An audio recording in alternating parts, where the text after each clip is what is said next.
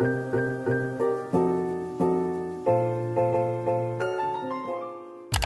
entre guillemets du Coffee and Learn. Le propos, c'est de partager en toute bienveillance, surtout dans la période qui nous entoure en ce moment, et d'apporter aux uns aux autres des éléments de repère, des points de repère qui vont pouvoir, je l'espère, susciter un certain échange, à la fois avec l'auditeur, mais pourquoi pas entre nous par la suite. Et le propos, c'est de pouvoir laisser la parole aux uns et aux autres, ce que va nous faire Eric. Et effectivement, j'ai le plaisir d'accueillir Eric aujourd'hui. Ça vient de quoi? Ça vient simplement du fait qu'Eric et moi avons eu l'occasion de discuter de la situation actuelle depuis une quinzaine de jours. Et puis, ça a suscité à la fois un intérêt commun, en échanger régulièrement. Et puis, quand l'initiative Coffee and Learn s'est mise en place, je lui ai dit, mais pourquoi tu ne te donnes pas la peine justement d'essayer de formaliser le propos et de partager? Et voilà, donc le propos, c'est de… Donc, on va laisser la parole à Eric pendant une vingtaine de minutes. On pourra ensuite échanger, sachant que on aura largement de quoi d'avoir le temps de le faire ensuite, tout simplement parce qu'il est 35 et on a au moins 3/4 d'heure devant nous. Vous pouvez poser des questions via le chat. Eric n'y répondra pas forcément tout de suite, mais on prendra le temps des questions après en fonction de ce qui remonte. Et je me porterai comme, j'essaierai de faire le modérateur, tout simplement et tout bonnement, dans l'intérêt, encore une fois, de faire en sorte que la communication soit optimale. Comme vous l'avez compris, on reste en mute jusqu'à la fin de la présentation d'Eric.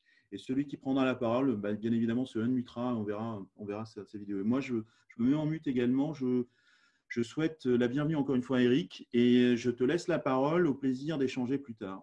Merci. Bienvenue, Eric. Merci beaucoup, Laurent. Alors, juste une chose importante, on est tributaires tous les uns les autres des connexions. Donc, j'ai prévu un plan B si jamais ma connexion devenait trop mauvaise. Donc, je mettrai en partage de connexion sur la 4G. Ça prendra 2 à 3 minutes. Bon, si par hasard vous me coupiez, vous me perdiez, donc ne partez pas. J'espère pouvoir vous récupérer sur peu de temps après. Voilà, donc pour démarrer, en fait, tout simplement… l'idée, c'est, je commence par un blanc parce que c'est en fond peut-être ce qui, moi, m'a le plus frappé, c'est la peur. Dans tout ce qui s'est passé autour du Covid, depuis qu'on est confiné, depuis donc de longues semaines. Et puis, si je vous dis ça, d'où je le sors, eh bien, c'est tout récent. En fait, j'ai regardé ça ce matin. On est quand même sur l'émotion pure. La peste de 1347, c'est pas rien. Qui a dit ça? C'est pas n'importe qui. C'est ce matin Jérôme Salomon, directeur général de la santé, donc grosso modo le numéro 2, le ministère de la Santé, devant donc les missions d'information devant l'Assemblée nationale. Au passage, cette fameuse peur, elle est fondée quand même sur une peste qui a décimé à peu près 30 à 35% des Européens en 5 ans, 25 millions de morts. Waouh!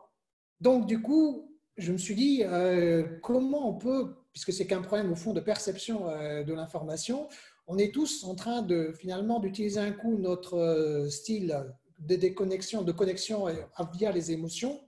Et puis de l'autre côté, une fois qu'on est passé sur l'émotion, on peut passer sur le cognitif et puis changer constamment. En tout cas, moi, c'est ce que j'ai ici en introspection vécu.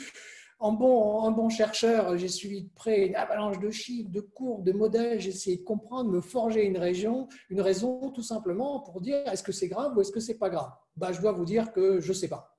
J'ai au fond un certain nombre de biais qui m'amènent à dire c'est pas grave, c'est pas trop grave du tout, même c'est pas grave du tout. Et puis si je change de registre, au contraire, c'est voire très très grave.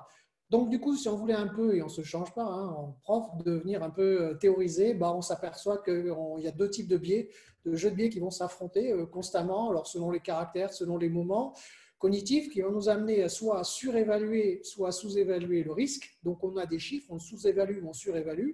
Et puis, si on passe sur un registre purement émotionnel, et c'est l'angle que je vais privilégier ici, on va peut-être avoir systématiquement une surévaluation du risque. Alors la peur, on l'utilise tous et on connaît ça bien en théorie de la communication. Ça permet notamment de capter l'attention, de la retenir. Sans vouloir remonter au vert paradis des amours enfantines, on a quand même tous au moins les souvenirs, les histoires de nos mamans, de nos papas qui nous racontaient ici le petit chaperon rouge. Et moi, ma grande crainte, c'était est-ce qu'il va être mangé par le loup? Et je me dis, est-ce que je vais mourir du Covid? Pas de vaccin. Donc, on est dans un inconnu qui fait peur. Sauf que d'un autre côté, émotion négative, mais aussi, dans un certain nombre de cas, on aime se faire peur. On le connaît bien en marketing, notamment sur tout ce qui est un peu la recherche d'adrénaline, de sport à risque, tout ce qu'on peut finalement dans l'anticipation de risque. Eh bien, il y a des fois où finalement, c'est positif. Du coup, on a un peu une émotion qui est duale, ambiguë, j'aime, j'aime pas. Alors, qu'est-ce que ça va donner quand on applique ça finalement à ce qu'on est en train de vivre? On est dans l'expérientiel, on est vraiment au fond dans ce que le marketing aime bien mettre en avant, à savoir ce registre expérientiel, l'expérience mémorable. Je pense qu'on est tous en train de vivre une expérience extraordinaire et mémorable. Alors, d'un autre côté, on cherche les informations. On n'a pas beaucoup de moyens de s'informer, mais outre Internet, on est peu ou prou, on tombe sur les nombreuses chaînes d'information qui existent. Et là, il faut bien voir que pour ces chaînes d'information, très clairement, elles doublent leur part d'audience. Donc là, c'est incontestablement quelque chose qui est une poule aux œufs d'or pour elles, puisque ça va nous permettre de faire l'audience. Il va donc falloir faire suivre et durer pendant des mois et des mois cette attention, sachant que les journaux télévisés, les JT, augmentent aussi de leur côté. Donc, il n'y a pas que les chaînes d'information.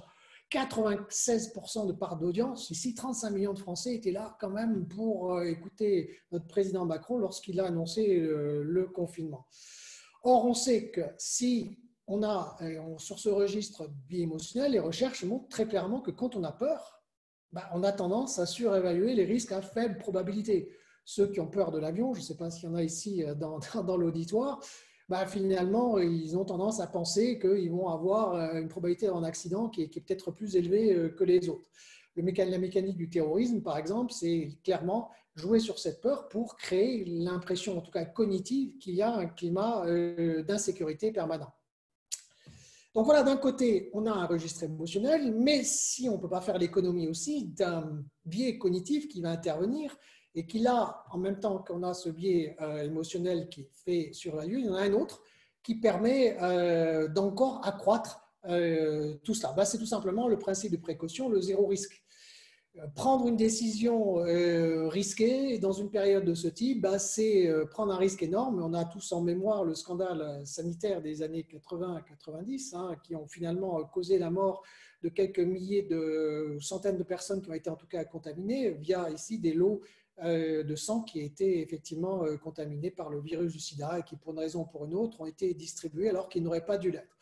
Plus près de nous, on a eu en 2009, on a eu ici Roselyne Bachelot qui a commandé 94 millions de vaccins dans un épisode assez finalement comparable au nôtre, du moins en peur. C'était la grippe H1N1, sauf que là, on avait un vaccin. Et du coup, j'ai regardé ici, c'était en octobre 2019. C'est très intéressant de voir déjà comment on avait une peur qui commençait à être cadrée par les médias. Alors, l'épidémie s'accélère nettement en Île-de-France, une hausse des consultations de 55%. Là, il y avait un fait nouveau qui était extrêmement intéressant, c'est que la différence du Covid, la H1N1 semblait viser une cible fragile aussi, en tout cas une cible émotionnellement forte, c'est nos enfants. Nos enfants de moins de 15 ans, ici, ils étaient la cible prioritaire. Bon, finalement, le virus s'est évaporé, Dieu merci, et en janvier 2010, seulement 5 millions de Français s'étaient vaccinés, donc il y en avait un paquet de vaccins qui ont dû être ici décommandé. Donc la Cour des comptes a eu beau jeu, évidemment, quelques temps après, de montrer que la plaisanterie avait coûté 382 millions. Mais selon le principe de précaution, on ne pouvait pas reprocher, même si on l'a galvaudé, évidemment, Roselyne Bachelot, d'avoir minimisé ce type de risque, puisque là, principe de précaution, le moindre risque, il ne faut pas qu'il existe. Donc, du coup, on va surévaluer le moindre risque. Les médias, de l'autre côté, ont joué un rôle extraordinaire, je trouve, quand même, dans la préparation de la peur, puisqu'on a entre guillemets pour les médias, la chance d'avoir dans un premier temps tout ce qui se passait en Chine. Tout le mois de janvier était un peu occupé par un peu ce que j'ai appelé la préparation de la peur, avec donc toutes les images du confinement. On a tous vu ces images fantastiques de ces instruments qui étaient en train de préparer l'installation des hôpitaux provisoires. En Italie, un petit peu plus tard, on a vu quelque temps, même je ne sais pas si on l'a vu en Chine, ça m'étonnerait, mais en tout cas, on a vu les brancards dans les couloirs. Tout ça fait que quelque part, on avait un cadrage émotionnel de la peur, donc théorie du cadrage ici, qui va nous amener très clairement à privilégier ce registre pour analyser toutes les informations cognitives qu'on va nous donner. Alors les chiffres, on les a tous subis. On avait donc l'exemple de la Chine, et puis on nous disait la Chine c'était il y a un mois, l'Italie il y a une semaine. Donc on voyait arriver une espèce de tornade sur nous, de tsunami, avec les seuils symboliques. On avait les 100 premiers, les 1000 premiers, les 10 000 premiers, les 100 000 premiers, etc. Alors, les premiers cas, puis après, ça a été la litanie des décès, et ça en bandeau très régulièrement. Donc, le cadrage de la peur, il était là.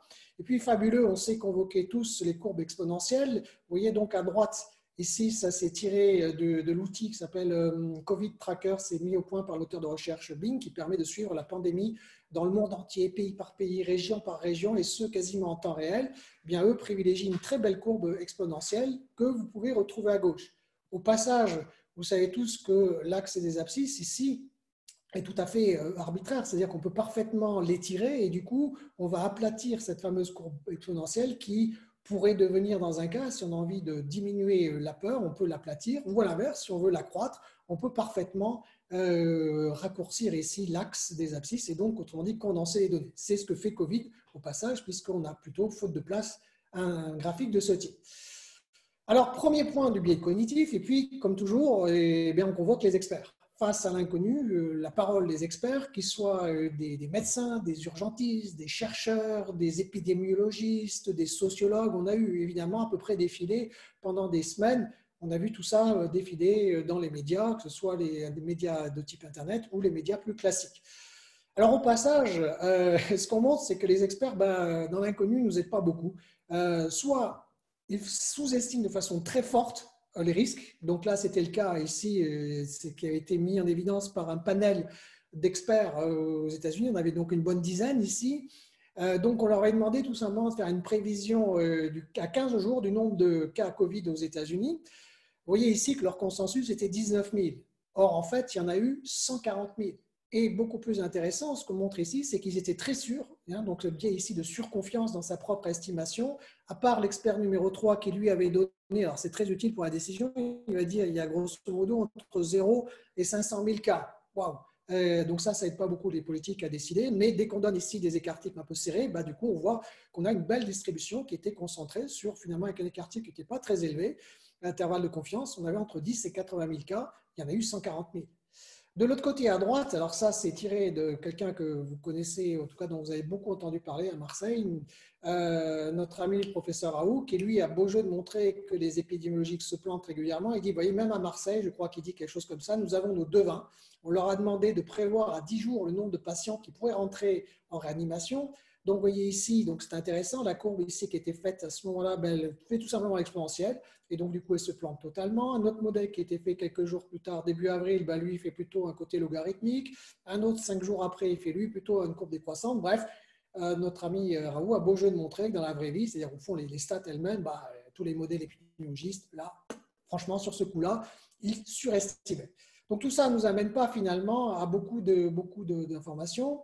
Sauf que si on veut encore jouer sur ces biais cognitifs de cadrage, là encore, on peut tout simplement se faire très peur ou au contraire être plutôt rassuré. Alors si on veut se faire très peur, on va privilégier ici des chiffres en valeur absolue. Donc au niveau du monde, on est arrivé au 21 avril 2020, vous pouvez réactualiser à 160 000 décès. Est-ce que le plateau est atteint ou pas ? Est-ce qu'on parle de 300 000 décès avant la fin de la pandémie? Bref, en tout état de cause, on voit bien qu'on a des chiffres monstrueux et très clairement, on est face à une pandémie dévastatrice, sanitaire, économique. Et donc, quelque part, on a raison d'avoir peur. C'est une pandémie mondiale majeure. D'un autre côté, si vous raisonnez en valeur relative, et là, on a eu constamment du reste ces deux interprétations, laquelle est la bonne, ce n'est pas mon propos. C'est simplement d'observer, de comprendre pourquoi moi-même, j'étais constamment en train d'osciller entre l'un et l'autre. Bien, je crois que quelque part, c'est tout simplement qu'on ait les jeux des biais cognitifs et ou émotionnels qui ont été mis du reste en évidence par bon nombre de chercheurs. Alors du coup, si vous regardez ça par rapport au nombre de la grippe espagnole, 50 millions de morts, alors oui, qu'on pourrait s'attendre sous notre ministre de la Santé à quelque chose d'équivalent, ça fait un peu froid dans le dos. Donc ça ne représente pour l'instant dans le monde que 0,6% ici, si on prend ce chiffre.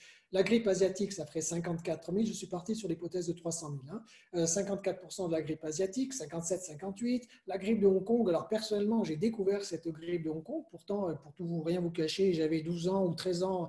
Non, un petit peu plus. Oui, j'avais 13 ans en 1970. Franchement, j'avais absolument pas entendu parler de cette grippe. Mes parents n'avaient pas du tout parlé. En France et en Allemagne, ça a quand même produit une surmortalité de 40 000. C'est quelque chose qui s'est produit il y a donc 50 ans en arrière, Et franchement, j'avais complètement oublié.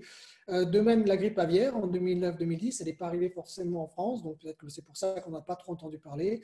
Alors bien sûr, on peut prendre d'autres statistiques comparatives. On verra que ça fait seulement 1,8% des décès du sida depuis qu'il est arrivé. Là, on est sur 40 ans, pardon.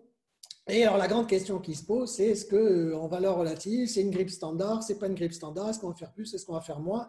Juste l'INSEE, au passage, estime la surmortalité de la dernière grippe standard, celle qu'on a eue donc, de façon tout à fait un peu classique et récurrente, en 2016, 2017, donc début janvier 2017, février 2017, et c'est arrêté à peu près à ce moment-là. Bon, on était sur 22, 23, 24 000, donc pour l'instant on y est, donc on va probablement en faire un petit peu plus, mais je ne suis pas devin, je mets juste quelques repères. Donc en valeur relative, finalement. Maintenant, ce que je voudrais, ça va être un peu la deuxième partie de cette présentation, c'est plutôt de se dire, à partir de 3 éléments durs, 3 statistiques dures qui reviennent de façon constante et dont on va entendre parler de plus en plus. On a beaucoup parlé de la première, c'est le taux de létalité. Pour savoir si le Covid était dangereux ou pas, le taux de létalité, c'est le nombre de décès. Donc ça, on le connaît à peu près, en tout cas plus précisément. En revanche, ce qu'on ne connaît pas, c'est le dénominateur. Le dénominateur, c'est le nombre total de personnes infectées dans la population de référence. Le nombre de personnes infectées dans la population de référence, on ne le connaît pas parce que c'est un peu la grande inconnue qu'on va chercher et estimer, mais quelque part, les études chinoises nous ont donné une norme de 2%. Et donc, du coup, elles ont été répétées, elles ont été reprises, plus ou moins confirmées par un certain nombre d'études scientifiques. Et du coup, ça a pris cette valeur de crédible qui est à la fois scientifique et puis qui est conférée par la reprise de l'information. Donc, 2%. Pour continuer donc sur les biais émotionnels, en fait, finalement, à partir de cette norme ici, c'est intéressant parce qu'on va la mettre en perspective sur une deuxième ici chiffre extrêmement important dont on parle évidemment beaucoup en ce moment et qui apparaît, c'est tout simplement le fameux taux d'immunité, celui qui va nous protéger lorsque on sera confronté au retour à la vraie vie, à la réalité. Est-ce qu'on est protégé ou pas? C'est est-ce qu'on a eu, au fond, on a été en contact avec le virus. Alors, notre ami président Macron, lui, froidement, nous annonce le H1.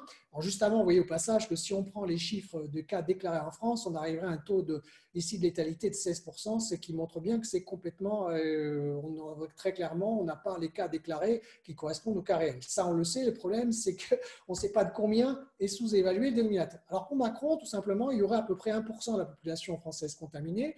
Donc, vous faites le rapport. S'il y a 1% des 67 millions, on va arriver donc à grosso modo 18 000 cas sur 670, donc 2,6%. Le problème, c'est que le lendemain, le numéro 2 de la santé, notre ami Sevran, le 14 avril, oui, c'est pourtant pas quelqu'un qui pêche par excès d'optimisme, puisqu'il pense qu'on a la peste chez nous, lui, il dit qu'il y a 10% de la population contaminée. Alors, on avait la norme ici, 2,6 pile. Si on recalcule avec 10%, là, on a du coup un dénominateur qui passe à 6,7 millions et le taux de létalité, 0,26.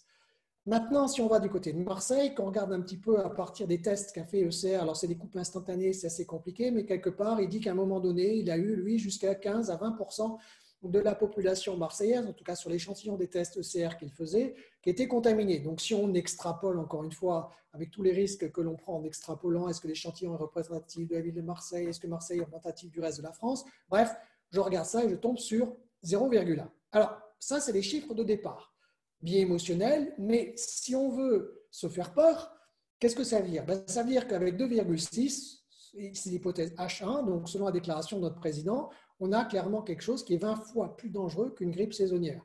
Si on prend maintenant l'hypothèse défendue, enfin, juste qui a été défendue le lendemain par M. Sevran, donc on a 10% de la population contaminée, donc grosso modo 0,26, c'est à peu près 2 fois plus dangereux qu'une grippe saisonnière. Quant à Marseille, si on prend son hypothèse, finalement, c'est toujours ce qu'il dit depuis le début, c'est pas plus dangereux qu'une grippe. Alors ça, c'est intéressant parce qu'il y avait ceux qui disaient le Covid, c'est une grippette, et puis il y a ceux qui disent comme aujourd'hui, et Sevran a bien changé, c'est la peste.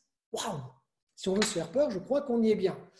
Alors, pour paraphraser Warren Buffett, tout simplement, moi, je ne suis pas en mesure de vous dire que j'ai la réponse, mais évidemment, je ne suis pas un expert dans ce domaine, j'évalue juste ici en termes de biais. Ils disent tout simplement, c'est quand la mer se retire, qu'on voit ceux qui se baignent tout nus, finalement, c'est lorsqu'on comptera les morts qu'on saura qui avait raison. Est-ce que c'était H1, H2 ou H3? Notez bien que ce n'est absolument pas utile pour la décision. En revanche, On peut évaluer si on a toujours ce standard de 24 000. En 17 avril, on était à 17 900, on est un peu plus de 20 000, 21 000 aujourd'hui. Bon, dans combien de temps ça va s'arrêter? Bref, probablement, on va avoir un nombre qui est supérieur à celui de la grippe de 2016-2017. Pas forcément de beaucoup. Ça, c'est une hypothèse pure. Je peux totalement me tromper. Ça, c'est un biais cognitif qui tend à me rassurer. Maintenant, regardez encore un autre élément sur les biais émotionnels. Lorsque on a des chiffres qui tombent au jour le jour, on n'a pas le recul. Et donc, de son côté, Didier Raoult, qui n'est pas une provocation près, dit le 14 avril, l'épidémie se finit à Marseille. Pourquoi il dit ça? Il dit en fait ça doit vous rappeler ici cette courbe en cumulé, furieusement ce qu'on utilise en marketing avec la courbe de diffusion d'une innovation.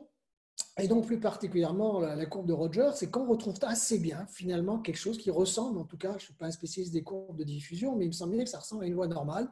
Et donc effectivement, il avait raison de dire une semaine avant, le 14 avril, ça devrait s'arrêter, puisque là on est quand même clairement, ça c'est le nombre de personnes positives qui ont le virus lorsque je fais mes tests. Donc pour moi, l'épidémie est en voie de neutralisation. Recadrage le lendemain par l'ARS, l'Agence régionale de la santé, en disant surtout pas, absolument pas. De même, le principe de précaution va amener Jérôme Salomon à dire le 11 avril, non, il n'y a pas de baisse, on est sur un très haut plateau épidémique qui semble se destiner toujours ce fameux principe, surtout pas de risque, alors que pourtant, la semaine d'avant, les chiffres hebdomadaires de l'Agence régionale de la santé, qui fait donc le cumul sur l'ensemble des données des différentes agences régionales, ils montraient que très clairement, on avait des baisses de 40% du taux d'admission et que donc, ça y est, on n'était pas sur un plateau, mais on était clairement sur la phase descendante. Mais on ne sait jamais, principe de précaution, biais cognitif, je donne une information qui tend à faire peur. Toujours est-il que se posera maintenant, et on est en fait en phase 4 bientôt, j'espère, parce qu'on ne sait pas si on va vraiment sortir, mais imaginons qu'on sorte, on le souhaite tous, qui est la sortie du confinement. Et donc la question sous-jacente, c'est est-ce que c'est utile ou pas? Alors ce que je vous propose encore, c'est deux cadrages émotionnels ou cognitifs. Et au bout de 8 semaines, alors on a un peu plus de 350 000 amendes. J'ai vu ce matin qu'on était quasiment à pas loin de 400 ou 500 000 amendes pour non-respect. C'est pas rien, de 150 € l'amende, ça commence à chiffrer. Donc l'idée, c'est que quand je vais évaluer une politique, je vais faire trois hypothèses. L'hypothèse 1, c'est de me dire le confinement a été indispensable pour éviter un désastre aux urgences et même un taux de mortalité énorme. Il y a même des études qui vont dans ce sens-là et qui vous disent qu'on a économisé je ne sais plus combien, 30, 40 ou 50 000 morts, sauf qu'il y a une condition de base, le confinement très strict. Donc là, on est dans la ligne ici de la politique gouvernementale, c'est sous H1. Une autre approche qui consiste à dire que le confinement, oui, ça marche pas, en tout cas, il est nécessaire, ne serait-ce que pour étaler le pic aux urgences, d'évaluer ici, pour empêcher un petit peu ce débordement, mais qui pourrait jouer qu'à la marge sur la mortalité. Néanmoins, pour que ça fonctionne, il faut un confinement assez strict. Et puis, il y a une autre hypothèse qui, au début, était défendue par Raoult, qui dit que le confinement, ça n'a jamais marché, même lorsqu'il y a eu des épidémies de peste. Il y a toujours un moment où le virus s'en sort, donc ça ne marche pas et c'est désastreux sur le plan économique. Donc, qui a raison, qui a tort? Je n'en sais rien, mais je constate simplement qu'on a encore trois cadrages à partir d'éléments cognitifs qui nous amènent finalement à trois types de décisions et trois types de peurs. Alors, pour essayer de comprendre, il faut se revenir sur un autre troisième statistique. Donc, on a eu le taux de létalité, on a eu le taux d'immunité, et puis on a le fameux R0, le taux de transmission. Alors, j'y connaissais rien avant l'épidémie, je me suis beaucoup documenté. Le taux de transmission, c'est tout simplement le nombre de moyens de personnes qui sont contaminées lorsqu'une personne est infectée. Pardon, ce taux, s'il est égal à R0 à 1, le virus est inoffensif, à 2, il est plus actif, à 3, il est très actif, et plus de 3, il est épouvantable. Alors au début, on avait, d'après les études, on avait des chiffres, toujours les informations ici de type cognitif, 2, 2,5, puis après progressivement on est passé à 3, et dernière modélisation tendrait à penser qu'on serait largement au-dessus de 3. Donc on serait plutôt dans le cadre d'un virus épouvantable. Vous voyez qu'ici, on a encore du mal à avoir des informations, je dirais, d'expertise, parce que la recherche, elle avance et elle est un petit peu parfois débordée. Et ce fameux taux d'immunité, pourquoi on en parle? On en parle tout simplement à cause de cette fameuse calcul R-1 sur R, c'est-à-dire qu'au fond, une pandémie s'arrête quand il y a X% de la population contaminée. R, ça renvoie donc à ce fameux taux d'infection. Donc, si on a ici un R0 qui est égal à 1, finalement, ça s'arrête, ça ne prend pas l'épidémie. Si le R0 est égal à 2, il y a 50%, s'il est égal à 3, 66%. On voit des chiffres aujourd'hui qui circulent à 70, c'est tout simplement ce qu'on a actualisé avec 3,5 ici, donc on doit retomber quelque chose sur l'ensemble. Qu'est-ce qui va se passer? Bah, en fait, c'est la grande inconnue. C'est aujourd'hui, il y a deux inconnues. Combien de pourcents de la population est infectée? Et une autre inconnue que je n'ai pas eu à rajouter, mais qui est est-ce que l'immunité dure ou pas? Ça, c'est encore une autre raison de se faire peur, mais je ne l'ai pas intégré dans ce diagnostic. Alors, c'est sûr que si a posteriori on tombe sur des taux de 5 à 10%, alors aujourd'hui, beaucoup d'études scientifiques, il y en a une qui a été faite par l'Institut Pasteur avec de la modélisation, il y en a encore une autre qui est sortie aujourd'hui à partir de clusters qui ont été faits, donc là vraiment à partir de sérums et de tests en réel, qui montreraient qu'on serait finalement proche de 10%. Bon, bref, en tout état de cause, clairement, on a évité le désastre. Le coût économique qui est monstrueux peut être justifié. Principe de précaution, bah, c'est la reprise progressive avec la protection des vulnérables. Vous savez au passage qu'il y en a certains qui ont proposé dans le comité qui avait été mis en place pour les personnes âgées de rester jusqu'à Noël ou quelque chose comme ça. Et puis la pandémie, elle va revenir. Donc la peur est là. On ne va jamais en sortir. H2, pour ceux qui sont plutôt sur des paris de taux d'immunité qui seraient compris entre 10 et 30%, donc on a clairement ralenti le désastre sanitaire, toujours avec une hypothèse de R0 égale 3. On a un coût économique qui est élevé, qui est très élevé. On aura probablement ce fameux deuxième pic. Donc là encore, il y a un problème d'écosystème, c'est-à-dire que sous réserve que l'écosystème du virus soit toujours actif, il semblerait que ce soit un truc qu'on ne connaisse pas, les écosystèmes qui font qu'un truc s'arrête ou ne s'arrête pas, mais en tout cas, s'il est actif, il y aura incontestablement une deuxième vague, il faudra s'y préparer, s'y attendre, et puis petit à petit, ça nous permettra d'arriver à 40. Ceux qui sont là disent non, ce n'est pas la peine, il faut surtout éviter la deuxième vague, on n'est pas assez bien protégé. Puis il y a ceux qui arrivent à penser qu'on est quelque part peu ou prou arrivé à un seuil de 40. Donc le confinement a permis évidemment d'éviter le pic, et sauver donc probablement quelques milliers de vies.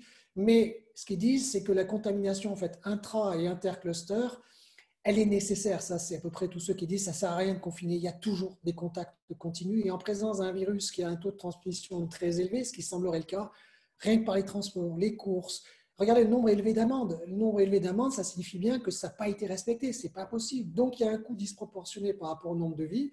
La question qui est même dans ce cas-là, mais attention, on est peut-être protégé maintenant, mais va-t-on l'être dans X mois cet hiver? Donc, dans tous les cas de figure, mon pronostic, c'est que la peur restera et qu'on ne va pas en sortir comme ça. Ma synthèse, c'est ce que j'ai essayé de me rassurer à la fin. Donc, je me dis, tiens, il faut quand même qu'on garde raison. OK, j'ai été, en tout cas, personnellement, sous cette emprise de la contagion des émotions et donc le fait de passer même en zappant 30 secondes ou 10 secondes sur les chaînes d'infos, ça ne loupe pas, on regarde le nombre de morts. On est toujours dans l'immédiateté, donc dans ces statistiques quotidiennes qui nous empêchent de revenir en arrière. Et pourtant, si on regarde les courbes de diffusion des épidémies, il semblerait bien que d'une manière ou d'une autre, il y a une partie du moment où ça s'effondre brutalement. Mais quand on est dans la phase ascendante et même sur le plateau, on ne pense pas à cette partie-là. Je crois que là, le scientifique, moi, ça a été en tout cas ma grande déception dans cette affaire. Je ne comprends pas pourquoi, dès le début, on n'a pas testé. Je pense que les théories de l'échantillonnage, là, ici, je crois qu'on a plutôt raisonné modèle épidémiologique alors qu'on avait des théories de l'échantillonnage qui auraient dû être appliquées.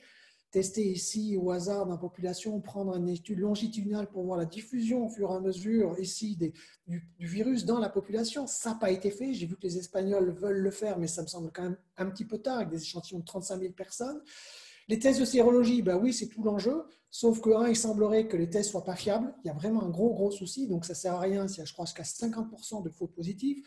Et puis, si jamais c'est H3 qui l'emporte, ça va être embêtant. Donc, je ne suis pas convaincu que politiquement, on ait aussi intérêt à le faire. En tout cas, si on le fait, on s'expose à des mauvaises surprises, à savoir que c'était H3 qui l'emporte.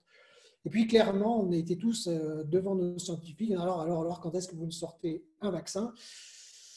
On n'y est pas. Alors, moi, il y a un seul taux, je ne comprends pas. Peut-être que dans le débat, ça va nous éclairer. Je ne suis pas particulièrement en faveur de Raoult, mais j'avoue qu'il y a un truc, moi, qui m'étonne, sauf à ce qu'il bidouille ces chiffres, ce qui serait quand même une accusation grave, ne serait-ce que sur le plan de l'éthique. Il a quand même un taux de mortalité dans son IUHM, c'est-à-dire avec sa méthode, il a quand même un taux de mortalité ici, c'est-à-dire par rapport au nombre de personnes qu'il a soignées, 7 fois moins élevé que les autres, que la moyenne nationale.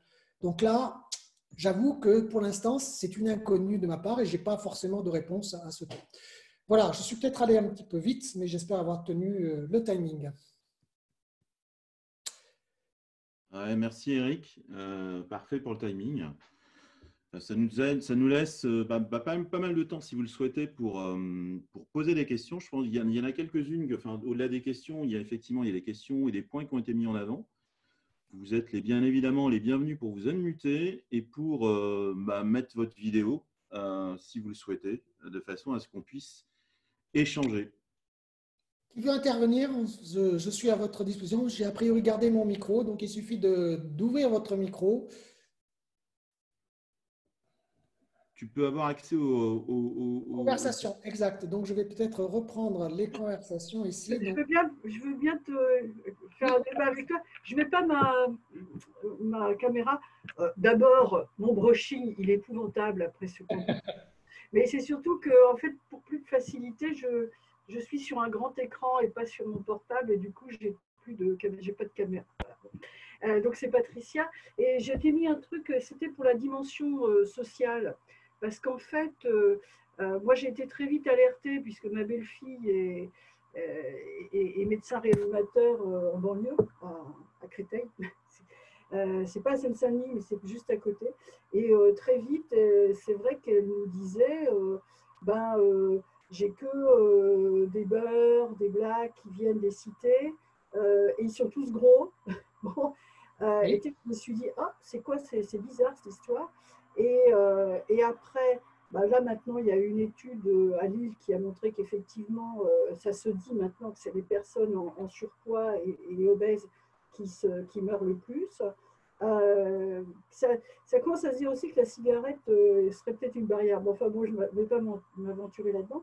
Et surtout, avec l'arrivée de l'épidémie aux États-Unis, ça s'est beaucoup dit parce qu'aux États-Unis, ils n'ont pas nos frilosités sur les statistiques ethniques, que, en fait, le virus, là où les gens mouraient, c'était dans les zones avec des gens hispaniques, noirs, c'est ce que, en fait, moi, ce qui m'inquiète le plus dans cette épidémie, c'est que c'est vraiment une épidémie qui a des dimensions sociales, quoi. Plus tu es pauvre, plus tu as de chances d'être en surpoids ou obèse. Ça, c'est pas moi qui le dis. Comme je travaille sur ce genre de trucs, j'ai toutes les études qu'il faut pour le prouver. Plus tu habites dans des petits apparts surpeuplés, plus tu as envie effectivement de sortir et de ne pas respecter, et plus tu t'en prends, et plus tu as de chances de te retrouver dans un service de réa. Et là où tu as de plus en plus de risques de mourir. Donc, je trouve que les beaux esprits qui disent qu'il ne fallait pas se confiner et tout, au moins, et là je te dis, c'est parce qu'en fait, il se trouve que je suis entourée de médecins dans les hôpitaux parisiens. Eux, ils commencent à dire, ouf, on a évité le pire. C'est-à-dire que pour eux, c'est très clair et ils sont en première ligne, comme dit notre président. Donc, je crois assez bien leur ressenti, même si c'est un mélange d'émotions et de cognition. Eux, ils disent merci le confinement, parce qu'on est passé à côté de l'explosion. Et là, ils commencent même à se dire, tiens, ils vont peut-être pouvoir prendre 2 jours de congé, mais ils sont sur le pont depuis fin mars, quoi.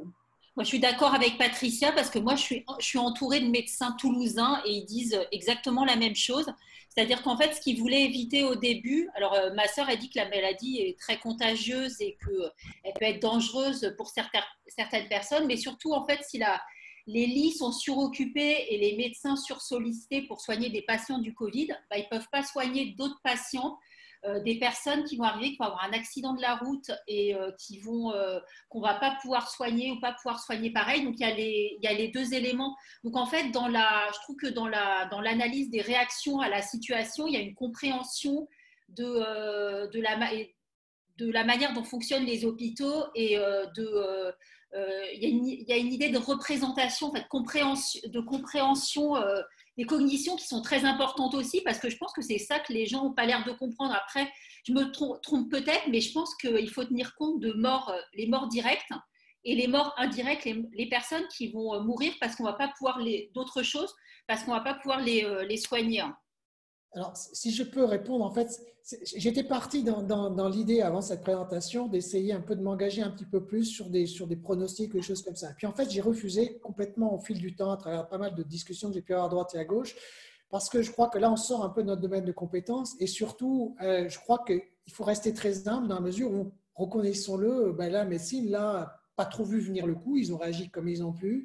Donc, du coup, on voit, je n'ai jamais autant lu d'articles dans le domaine médical, mais des vraies publications. Donc, ce qui est intéressant, c'est que du coup, on s'aperçoit, c'est une découverte, que quand on regarde la partie méthodologique, on est largement à l'aise par rapport à nos propres contraintes marketing, hein, quand on va faire ici un comportement de consommateur, et que donc, du coup, on est peut-être capable de se forger un jugement au fond sur tout ce qui concerne les critiques qu'on pourrait porter aux études de Raoult ou d'autres. De même, sur les études qui ont été sur les modèles épidémiologiques ou des choses comme ça, on retrouve exactement, à mon avis, les mêmes problèmes qu'en économétrie. C'est de se dire que là, on a des datas, on a des simulations, on a des hypothèses. Donc, moi, je me garderai maintenant aujourd'hui, malheureusement, même si j'ai convoqué tous mes biais à droite à gauche à force de lire, ben, je suis tout simplement sûr de rien. C'est-à-dire qu'au fond, entre H1, H2 et H3, je ne suis absolument pas en mesure d'aider. Si j'étais ici consultant ou dans le domaine, je ne saurais pas que recommander. J'ai juste des convictions. C'est-à-dire qu'au gré de mes biais, j'ai plutôt tendance aujourd'hui à être sur H3, mais est-ce que peut-être demain, je ne serai pas sur H2, puis ça se trouve, c'est H1 qui avait raison. Donc, juste l'idée, c'était de me prendre conscience des biais que j'avais quand j'analysais des chiffres et de garder un petit peu ce recul, parce que j'avoue que déjà, passer sur le registre de l'émotion, ce n'est pas facile, on n'a plus de recul. Et même sur le biais cognitif, on a plein de manières. Hein, les psychologues comportementaux nous montrent ça depuis très longtemps, les théories du cadrage et bien d'autres éléments. Finalement, on peut tout à fait arriver à surévaluation, sous-évaluation. Donc, j'ai vu qu'il y avait aussi une autre question qui était posée. Alors, c'est rigolo parce que je me suis exactement posé cette même sur le taux de mortalité. Quand on regarde les chiffres de 2015, 2016, 2017, c'est-à-dire qu'on prend ici les chiffres de l'INSEE, on voit au premier trimestre 2020, on était effectivement largement en dessous pour une raison X, Y ou Z. On était parti, si vous voulez, de beaucoup plus bas. Et donc, même si on rajoute la surmortalité, on en met 20, on en met 30, en veux-tu, voilà, on sera finalement à peu près dans la louche. Donc, quelque part, il y a un phénomène de mortalité, il y a des surcompensations, il y a des éléments positifs, des éléments négatifs. Et j'imagine que quand on regarde l'ensemble, on peut avoir des chiffres cumulés. En revanche, ce qui est intéressant, c'est lorsque l'INSEE extrait tout ça, il nous sort la surmortalité, c'est-à-dire ce qui est vraiment dû. Alors, il y a les dommages collatéraux, il y a un certain nombre de choses, mais je crois que là, on n'est pas expert, il faut juste attendre les chiffres. Et ce qui fait que tous ceux qui me disent, moi, quand j'entends tout à l'heure, c'est une épidémie de peste, waouh, je dis, il va fort. Surtout qu'il a quand même dit 15 jours avant, notre ami Sevran, qu'il y avait 10% de la population qui était immunisée. Il est bien possible qu'il y en ait 10, qu'il y en ait 20. Donc, calmons-nous. Bon, alors après, si effectivement les scientifiques nous disent qu'on est face à un virus pour lequel on n'a pas d'immunité, oui, là, on aura probablement du souci. Mais je voyais surtout, je n'ai pas fini de regarder toutes les questions, mais c'est vrai que je crois que tout le problème, ça a été les chiffres de létalité. On est parti sur une norme de 2%. Donc, pour les connaître, tout simplement aujourd'hui, on ne peut plus les connaître à partir des tests CER, c'est-à-dire des tests ici qui permettent de savoir si on est positif ou pas. C'est vraiment les tests de sérologie. Lorsqu'ils seront fiables, c'est clair qu'il suffit de prendre un échantillon de 10 000 personnes au hasard à la population française, on aura le taux à quelques points près. Donc là, on aura l'info. Si on veut l'avoir, sous réserve là encore qu'on ne perde pas le virus, c'est-à-dire qu'il soit au bout d'un mois, 2 mois, qu'il disparaisse, ça, on ne sait pas trop encore, mais imaginons qu'il reste au moins 3 mois, 4 mois, on saura exactement combien de personnes sont contaminées. Donc, c'était plutôt une idée de se dire, par rapport aux chiffres, finalement, et en tout cas, c'est ma perception, ils ne m'ont pas beaucoup aidé. C'est-à-dire qu'ils m'ont amené parfois à avoir une surévaluation des risques et à l'inverse, une sous-évaluation.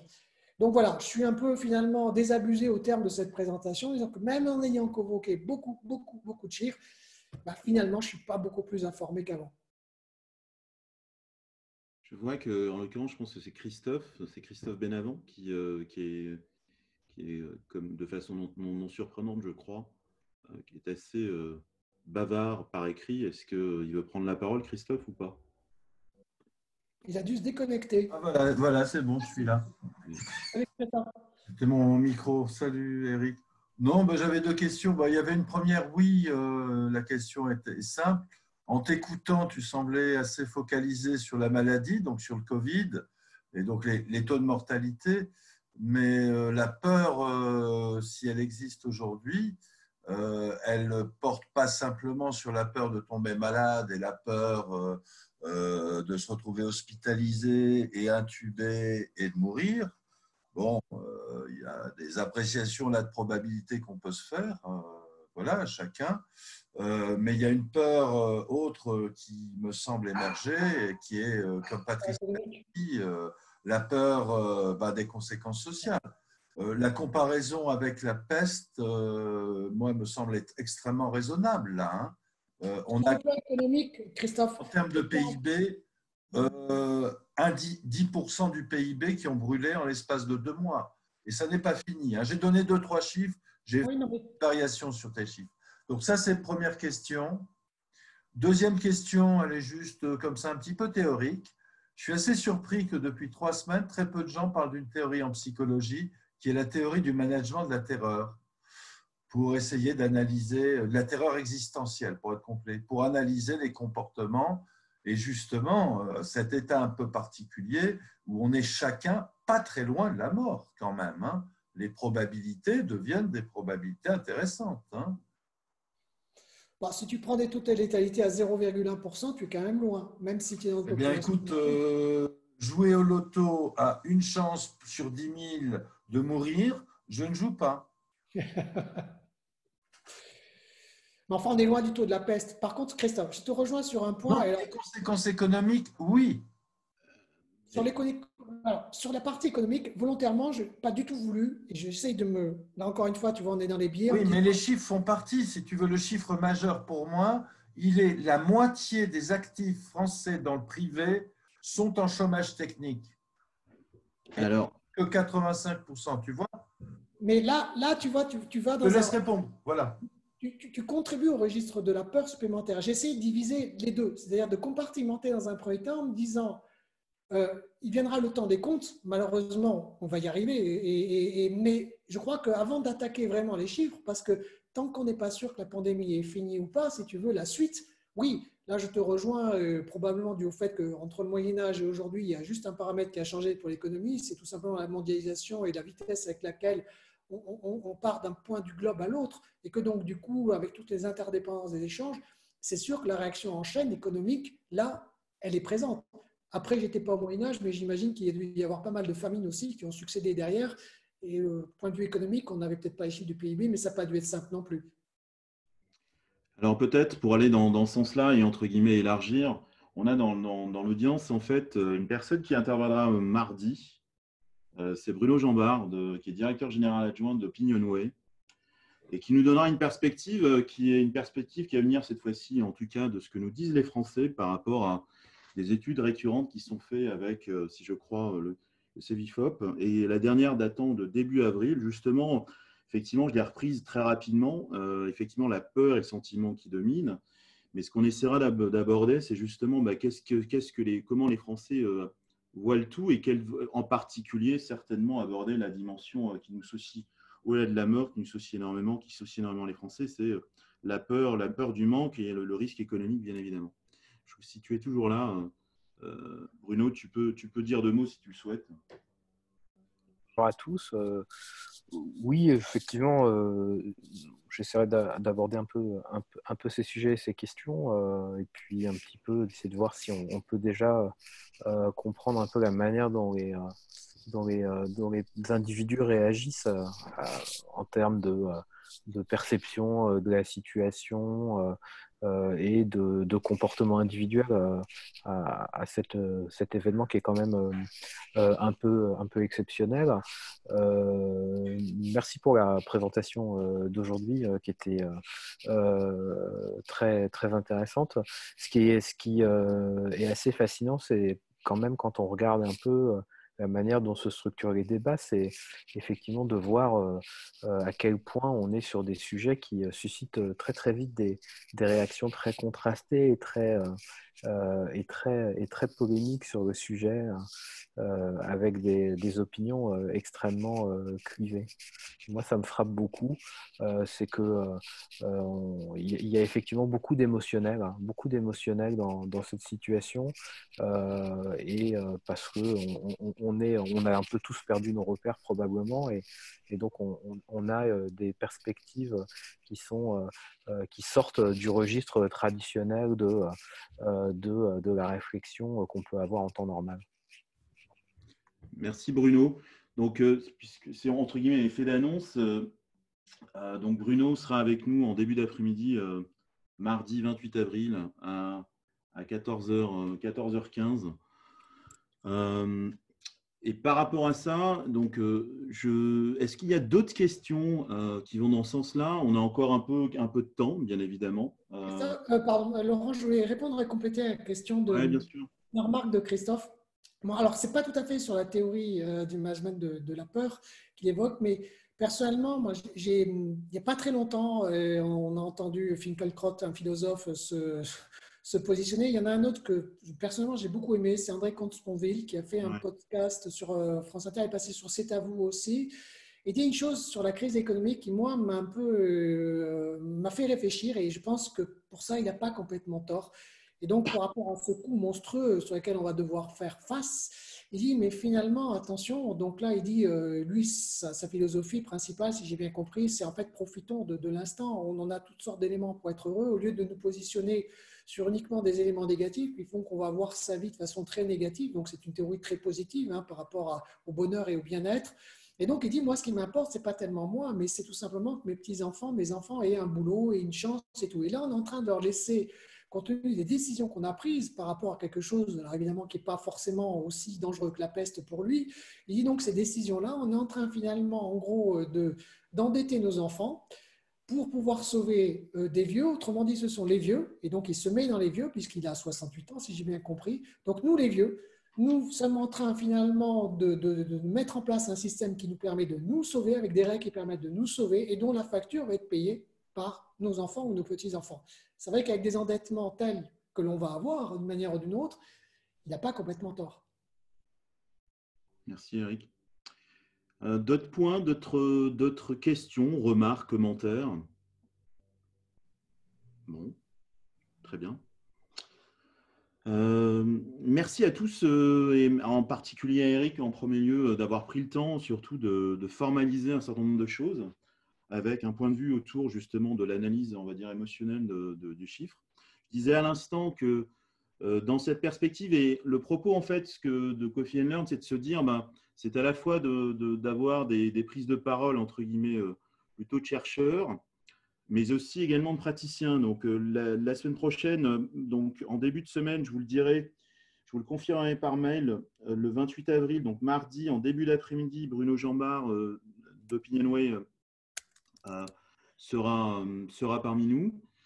Et jeudi, en fin de semaine, on aura encore une fois un praticien, on aura David Carbous, qui est directeur marketing de Fleury Michon, et qui viendra nous évoquer des scénarios potentiels de sortie de crise, en particulier en essayant de mettre en place un marketing entre guillemets un peu plus responsable, en particulier au travers d'exemples que Fleury Michon, avant même justement la crise, a pu évoquer, mais au-delà de ça, il mettra en avant un certain nombre de points sur ce propos. Je vous invite à rejoindre effectivement les réunions.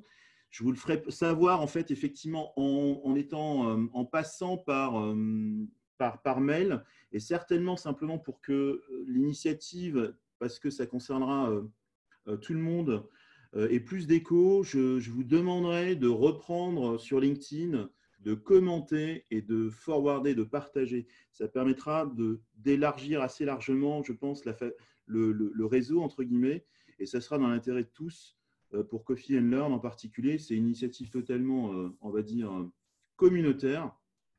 Je l'ai déjà fait, mais je vous solliciterai également pour vos bonnes intentions, vos bonnes idées et pour votre volontariat pour participer et prendre la parole dans les semaines à venir. On est très centré en ce moment. J'avais fait un feedback sur la crise et il y a beaucoup les feedbacks que j'ai eus étaient à la fois positifs sur le format, mais au-delà de ça, également d'avoir du contenu sur des scénarios potentiels de sortie de crise.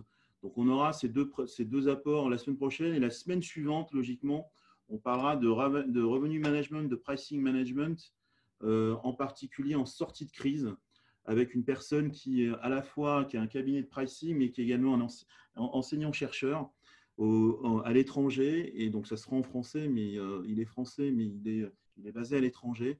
Je vous tiendrai au courant de tout ça. Et j'essaierai de privilégier le canal LinkedIn à la fois pour vous passer les news. Je vous demande, comme certains l'ont fait, je remercie Agnès au passage, Patricia également, de le reprendre, de commenter. Ça aidera le reach. Et au final, ça nous permettra d'avoir un public plus large, mêlant à la fois praticiens, enseignants, chercheurs. Et par ailleurs, je vous demanderai de faire un petit feedback par rapport à aujourd'hui, mais aussi pour ceux qui étaient là en début de semaine, Demain, je mettrai à disposition la vidéo et le replay de la présentation de Christophe qui nous a présenté en fait une approche en fait de mesure du sentiment des Français autour du confinement.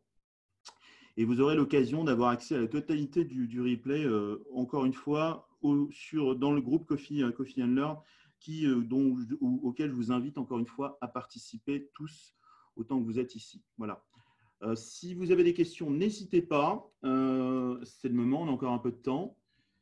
Et encore une fois, merci à Eric, merci à tous d'avoir été là et au plaisir de vous retrouver très très bientôt sur le même type de format, 20 minutes de présentation, 20 à 25 minutes d'échange. Et on dit, j'annonce 1 heure, mais je pense que le bon format, c'est certainement 3/4 d'heure de façon à ce que, vous ayez également du temps de repasser un meeting suivant. Voilà. À très bientôt. Merci. On a besoin de vous et j'ai besoin de vous pour en l'occurrence, rendre l'initiative un peu plus visible.